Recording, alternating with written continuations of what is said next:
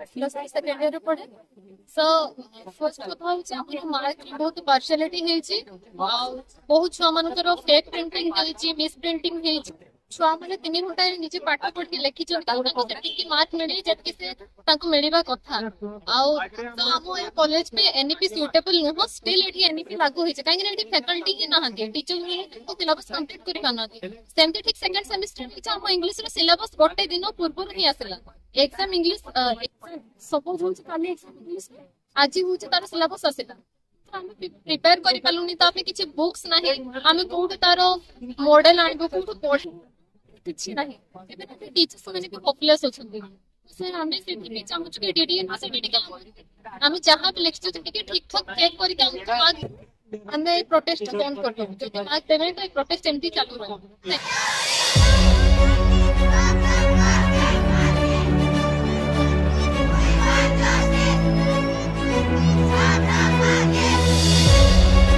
चंपुआ महाविद्यालय छात्र छात्री रास्ता उपरे आंदोलन आम senior plus two second year भाई भौणी मान जो परीक्षा बैक लगी एथर फर्स्ट ईयर फर्स्ट सेमिस्टर रे बैक लगी आज्ञा से चेकिंग बहुत किसी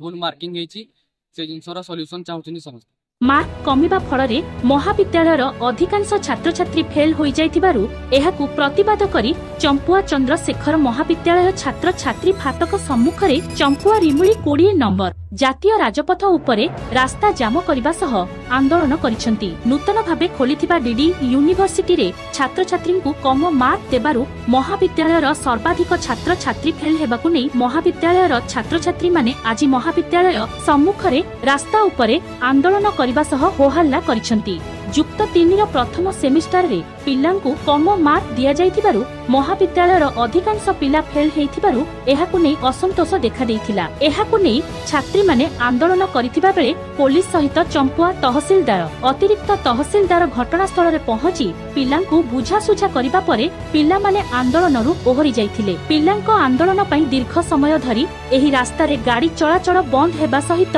रास्तार उभय पार्श्व रे गाड़ी मोटर अटकी रहिथिला गत मास 26 तारिख पब्लिश हला एवं से रिजल्ट केवल आम कॉलेज न सारा ओडिशा रे न्यू एजुकेशन पॉलिसी जो लागू होईछि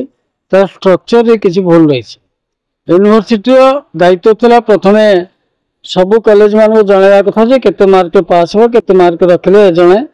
उत्तीर्ण हो सफलतार सहित किंतु यूनिवर्सिटी सेमती कौन से सूचना कौन से अध्यापक बा कौन से प्रिंसिपल मान को देई नथि जदियो एनईपी बाबद न्यू एजुकेशन पॉलिसी बाबद आगु 2 थर मीटिंग होती कौन सी मीटिंग बाबद किसी कही ना जो रिजल्ट आसला देखा आम कॉलेज रे परीक्षा देता समस्त पिला तर रिजल्ट खराब होती पिला माने आसिक मते देखा करथिले बारंबार देखा करथिले मुझे मु ए विषय बुझुची यूनिवर्सिटी कौन होची सामने कंट्रोलर ऑफ एग्जाम को आम बुझीते कंट्रोलर ऑफ एग्जाम सी कहले जे 40 मार्क पास आगु आम 80 रु 23 मार्क पास करूँ 24 मार्क पास होता बर्तमान 40 मार्क पास हो बोली से कहले मुझे बर्तमान कौन कर पिला भविष्य सहित ना सी कहले आम 15 मार्क ड्रेस देलापर आप पिला माने एतिकी नंबर रखी तेना आम हाथ में किसी ना पिला फर्म फिलअप कर बैक दे मुझे यह संपूर्ण भाव में अन्याय कारण यूनिवर्सिटी भूल पे पिला कहीं दंड पाइले एवं एक मुझे कंट्रोलर सहित जोगाजोग कर कथा पिला भी दृढ़ प्रतिश्रुति देती आम बाबद यूनिवर्सिटी दृष्टि आकर्षण करूँ जहाँ किसी पदक्षेप लिया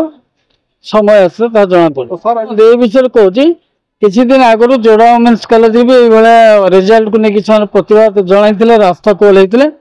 आम पिला मो पाखक जिते जन भी जाइए कहवाई मुझे समस्त कहती कि समय दियो मुझे यूनिवर्सिटी कथा होपर करे एवं मु निजे कहली तुम तुम आडमिट कार्ड जेरक्स करके आण और गोटे आप्लिकेशन कमन आप्लिकेशन लिखा जो सब पिला दस्तखत कर आम यूनिवर्सिटी फरवर्ड करें किंतु बर्तमान सुधा आज घटना घटिया सुधा कौन पिला लिखित भाव में कौन जिनस मत जन प्रथम कथा द्वितीय कथा हूँ आमर कॉलेज